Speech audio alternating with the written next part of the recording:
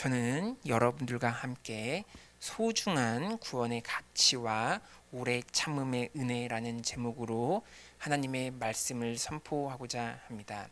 그래서 하나님의 말씀이 선포될 때 주님의 크신 은혜를 받으시기를 예수님의 이름으로 간절히 기도드립니다.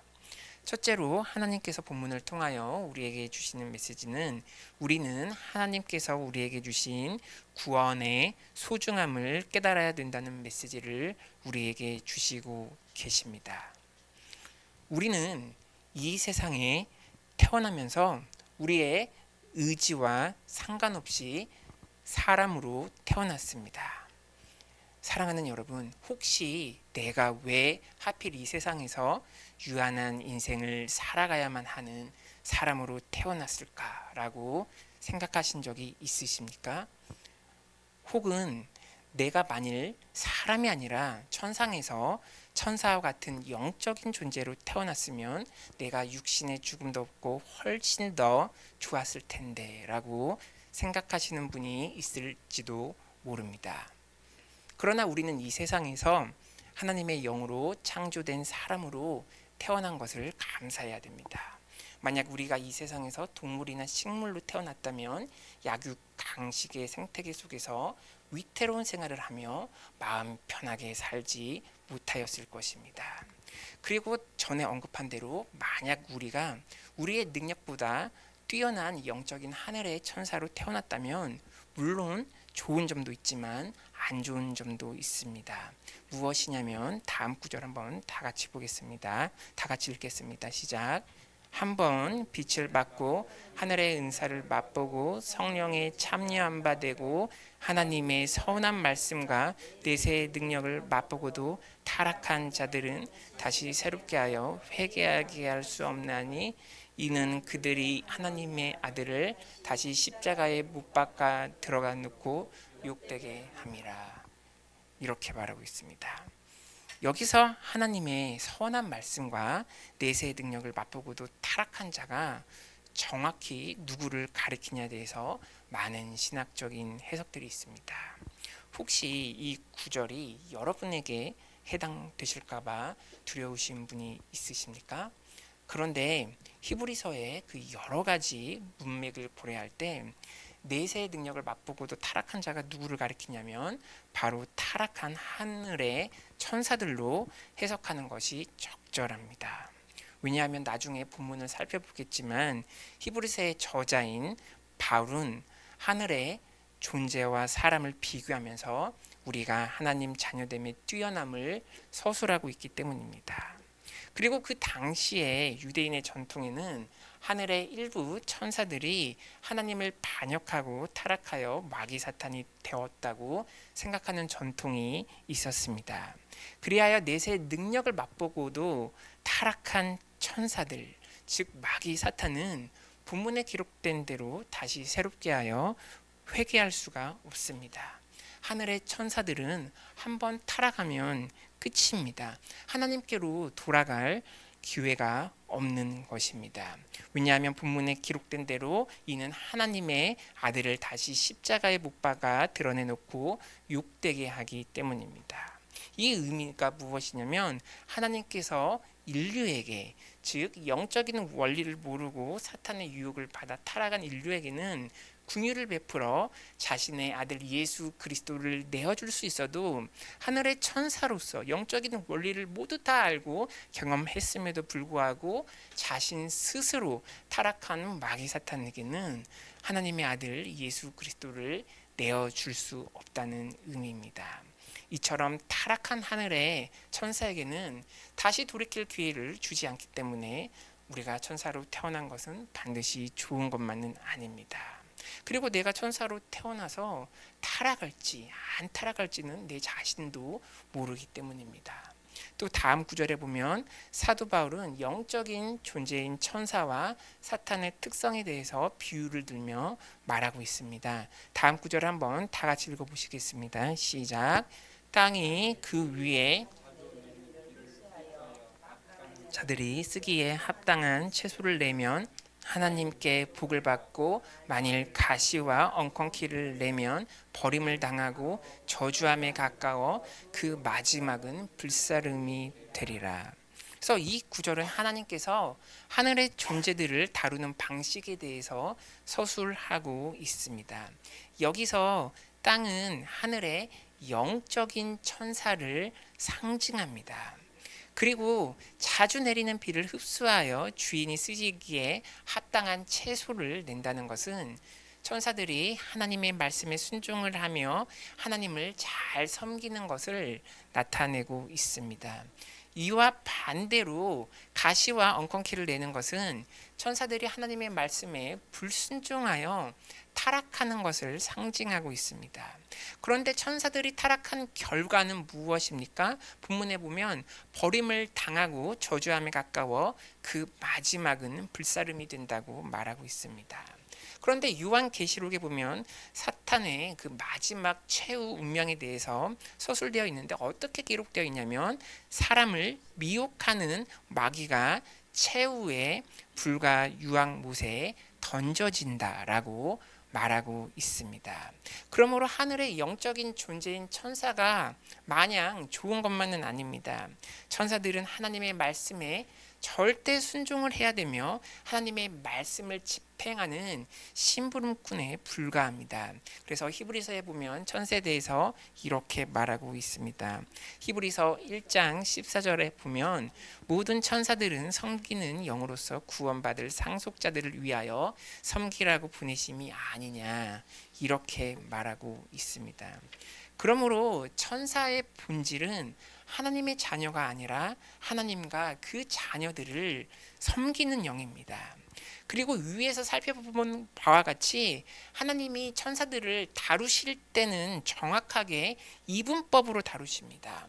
천사들이 하나님의 말씀에 순종하면 하늘의 상급과 복을 주고 또 불순종하여 타락하면 회개할 기회를 다시 주지 않고 영원한 심판을 내리십니다. 마치 천사들은 하늘의 인공지능 같은 존재인 것입니다. 그러나 하나님의 영, 성령, 루아크로 창조된 사람 그리고 예수 그리스도를 나의 구세주로 믿는 자들은 어떻습니까? 심부름꾼이 아니라 하나님의 존재들과 차원이 다른 하나님의 존귀한 자녀입니다. 그래서 본문 다음 구절에 보면 사도 바울이 이렇게 말하고 있습니다. 다 같이 읽어보시겠습니다. 시작. 사랑하는 자들아 우리가 이같이 말하나 너희에게는 이보다 더 좋은 것 구원에 속한 것이 있음을 확신하노라 이렇게 말하고 있습니다. 바로 우리에게는 이보다 더 좋은 것 구원이 있다고 말하고 있습니다. 즉 천상의 존재들이 가질 수 있는 특권보다 더 좋은 특권인 구원이 있다는 것입니다. 구원이 무엇입니까? 구원이라는 것은 내가 예수 그리스도를 믿어 내가 하나님의 자녀가 되는 특권이요. 하나님을 아바 아버지라고 부를 수 있는 특권입니다. 이 구원의 특권은 하늘의 천사들도 가지지 못한 특권이기 때문에 하늘의 천사들도 성경에 보면 이러한 특권을 가진 우리들을 매우 부러워한다고 나와 있습니다. 그래서 하나님께서 천사들을 대하실 때는 준엄하고 엄격하게 대하시지만 예수 그리스도를 믿는 우리에게는 하나님께서 우리에게 긍휼과 사랑과 자비를 베풀어 주십니다. 그래서 베드로전서에 보면 구원에 대해서 기록하기를 어떻게 나와 있냐면 하늘에 있는 천사들도 신기해서 살펴보기 원하는 것이라고 기록하고 있습니다. 사랑하는 여러분, 하나님께서 베풀어 주시는 구원을 경히 여기시지 마시기 바랍니다. 매우 소중히 여기시기 바랍니다. 우리가 살고 있는 인생이 무엇입니까? 인생 우리의 마지막에 보면 내가 세상에서 누렸던 부귀영화가 다 과거요 꿈만 같은 것입니다. 여러분이 왜 지금 교회에 나와서 예배를 드리고 왜 예수님을 믿습니까? 내가 이 세상에서 조금 더 고상해지고 잘 먹고 잘 살려고 예수 믿습니까? 아닙니다. 나중에 죽음 이후에 내가 구원을 받아 영생을 얻어서 하나님의 나라 천국에 가려고 예수님을 믿는 것입니다. 그래서 우리가 죽음 이후에 그 무한의 시간과 하나님께서 베풀어 주신 영생의 가치를 우리가 절대 경히 여기면 안 됩니다. 목사인 저도 솔직하게 말하면 나중에 천국과 지옥이 없으면 저도 예수님을 안 믿고 제 마음대로 살 것 같습니다. 그러나 죽음 이후에 분명히 영원한 세계가 분명히 있고 예수님을 믿으면 영생이 있기 때문에 저도 예수님을 끝까지 어떠한 상황이 와도 믿는 것입니다.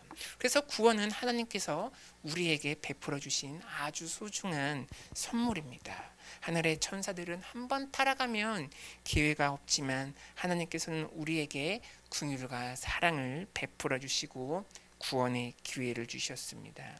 이 구원은 다른 이로서 받을 수가 없고 오직 예수 그리스도를 믿는 믿음으로만 우리가 구원을 받을 수 있습니다. 그러므로 우리가 이 세상을 살면서 어떠한 시련과 고난이 와도 예수님을 향한 믿음을 저버리지 마시기 바랍니다. 믿음의 결국은 무엇입니까? 베드로전서 1장 9절에 보면 믿음의 결국 곧 영혼의 구원을 받음이라 이렇게 나와 있습니다.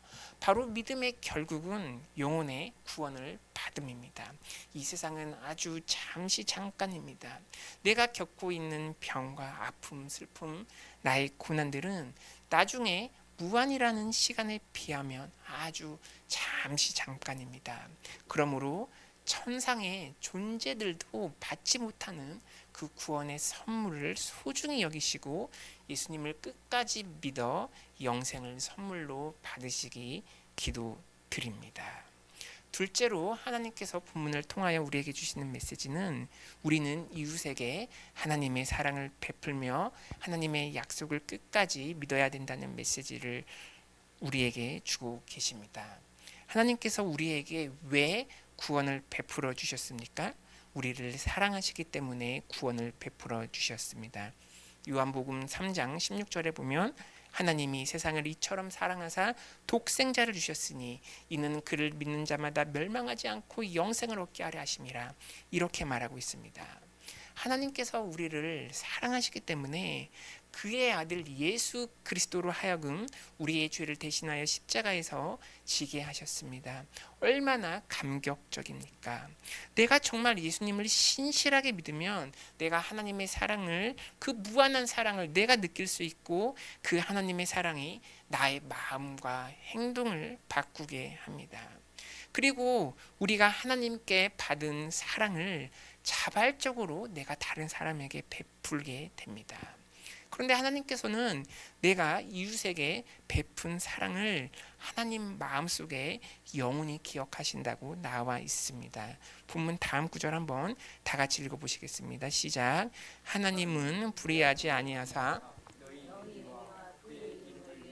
나타낸 사랑으로 이미 성도를 섬긴 것과 이제도 섬기고 있는 것을 잊어버리지 아니하시느니라 이렇게 말하고 있습니다. 그래서 성경은 예수 이름을 위하여 나타낸 사랑은 하나님께서 절대 잊어버리지 않으시고 기억한다고 말씀하고 있습니다. 우리가 예수님을 위하여 나타낸 사랑은 형식적으로 또는 임의적으로 베푼 사랑이 아니라 예수님께서 우리에게 베풀어 주신 구원의 사랑에 감격해서 마음속으로 자발적으로 우러나오는 진실한 사랑을 베푸는 것을 의미합니다. 이 사랑은 아무리 작은 것이라도 하나님께서 다 기억하십니다. 그래서 신약성경 마태복음에 보면 어떻게 나와 있습니까?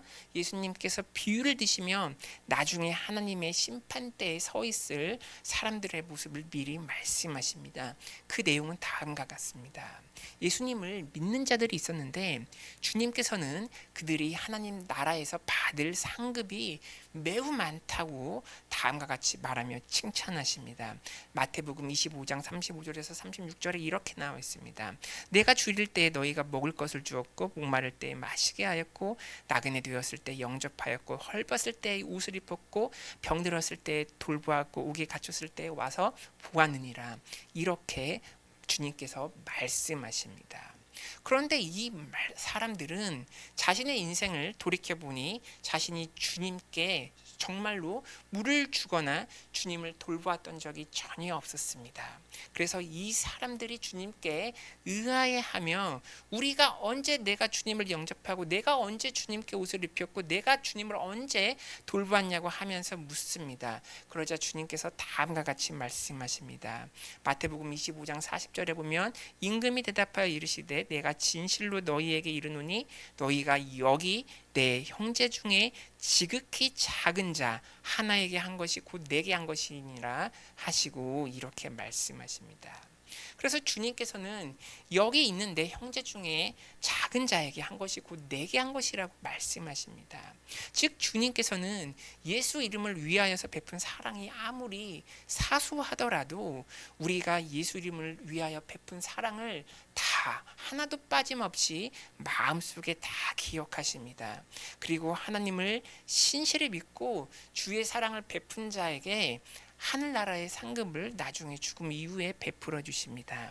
사랑하는 여러분, 여러분의 상황이 어떠하든지 주님을 신실하게 믿고 그 사랑에 감격해서 하나님의 사랑을 이웃에게 베푸시기를 바랍니다. 본문 말씀처럼 여러분의 모든 행동을 다 보고 계시고 상을 베풀어 주신 하나님께서 여러분과 지금 늘 함께 동행하고 있다는 사실을 절대 잊어버리시지 마시기 바랍니다. 그러므로 우리는 어떠한 상황에서도 하나님께서 나와 함께하고 있다는 사실을 내가 믿음으로 바라보고 변하지 않는 하나님의 말씀을 내가 신실히 믿고 그리고 오래 참으며 신앙생활을 해야 합니다. 지금 내 상황에서 내가 믿고 있는 하나님의 말씀이 또 내가 기도해서 하나님으로부터 받은 말씀이 성취가 안 되었다고 해서 내가 하나님의 존재를 부정하고 신앙생활을 포기하면 안 되는 것입니다. 반드시 믿음에는 오래 참음이 필요합니다. 그래서 본문 마지막 구절 한번 다 같이 읽어보시겠습니다. 시작.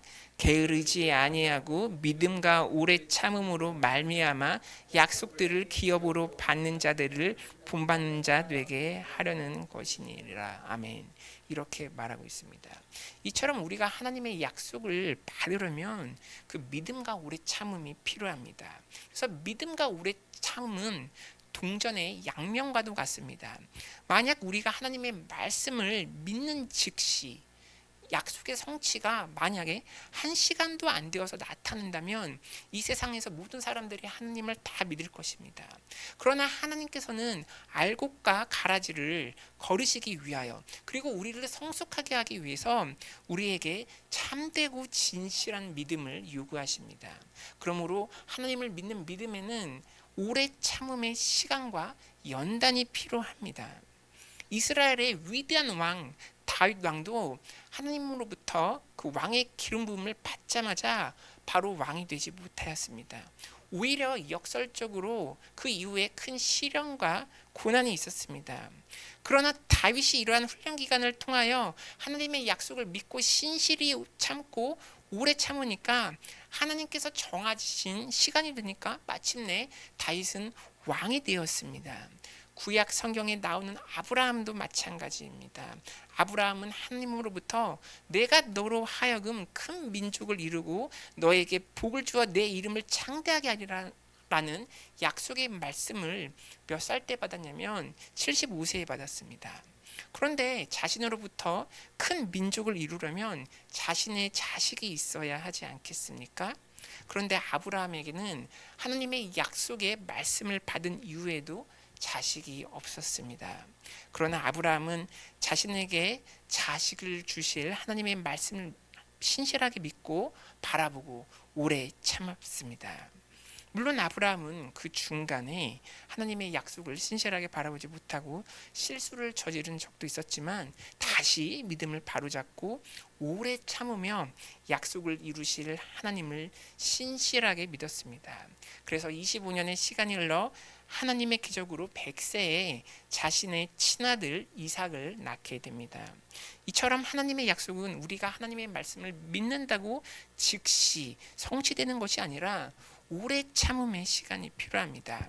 그러므로 우리는 기다리는 시간 동안에 하나님께 기도하고 하나님의 말씀을 보며 날마다 믿음으로 전진을 해야 합니다.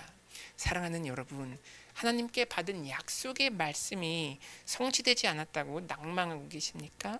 또는 이 세상에 난무하는 악한 현실로 인하여 선하신 하나님께서 계시지 않다고 생각하시는 분이 있으십니까?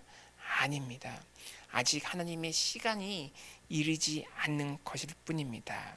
하나님께서도 오래 참으시는 하나님이시기 때문에 우리에게도 믿음의 오래 참음을 요구하는 것 같다는 생각도 듭니다. 그러나 확실한 것은 그 믿음의 오래 참음의 시간이 하나님 안에서 결코 헛되지 않고, 오래 참음의 시간이 오히려 내가 하나님께 더 가까이 갈 수 있는 시간임을 믿으시기 바랍니다. 마귀 사탄은 우리가 오래 참지 못하게 하여 하나님을 믿는 믿음에서 떨어지도록 우리를 유혹합니다. 무엇으로 유혹하냐면 개개인의 가장 약한 부분으로 공격을 합니다.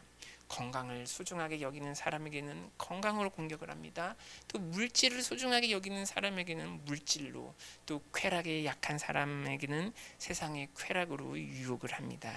그리고 사탄은 수많은 거짓과 불법으로 우리가 하나님을 믿지 않도록 온갖 영적인 방해를 다 합니다. 그러나 우리는 주님께서 하신 말씀을 기억해야 합니다.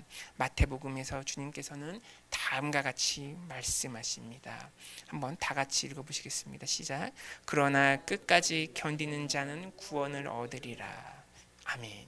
성경은 어떠한 환경 속에서도 우리에게 끝까지 견디며 믿음을 지켜야 한다고 말씀하고 있습니다.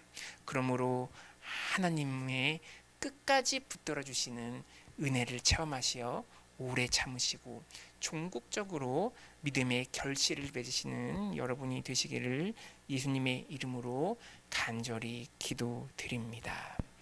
말씀을 맺겠습니다. 첫째로 우리는 하나님께서 우리에게 주신 구원의 소중함을 깨달아야 합니다.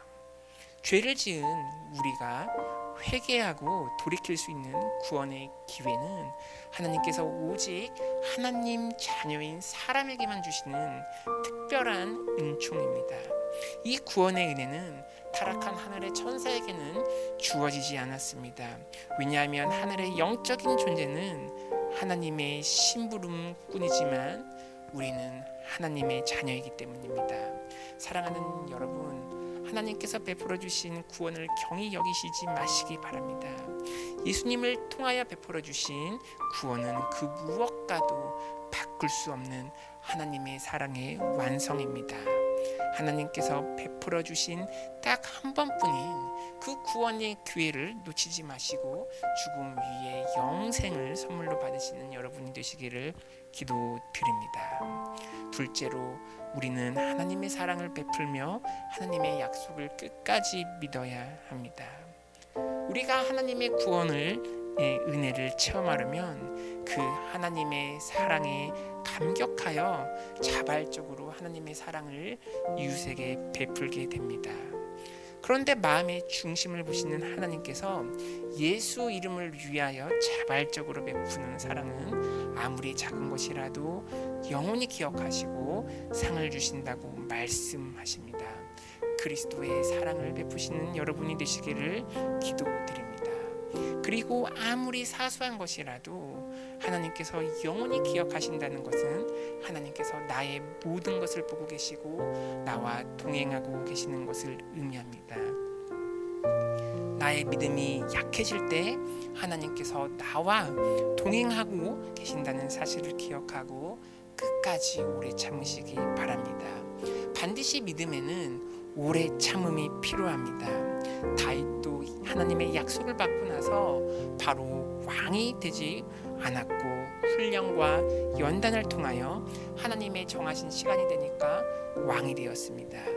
아브라함도 너로 하여금 큰 민족을 이루겠다는 약속을 받은 후 25년이라는 시간이 흐른 뒤에 아들이 생겼습니다. 믿음에는 반드시 오래 참음이 동반됩니다. 그런데 약속의 성취를 기다리는 오래 참음의 시간이 절대 하나님 안에서 헛되지 않습니다. 오히려 하나님 안에서 나를 훈련시키고 성장시키는 계기가 됩니다. 그러므로 어떠한 상황에서도 끝까지 견디시고 오래 참으시어 믿음의 완주를 하시어 믿음의 풍성한 결실을 맺으시는 여러분이 되시기를 예수 이름으로 간절히 기도드립니다.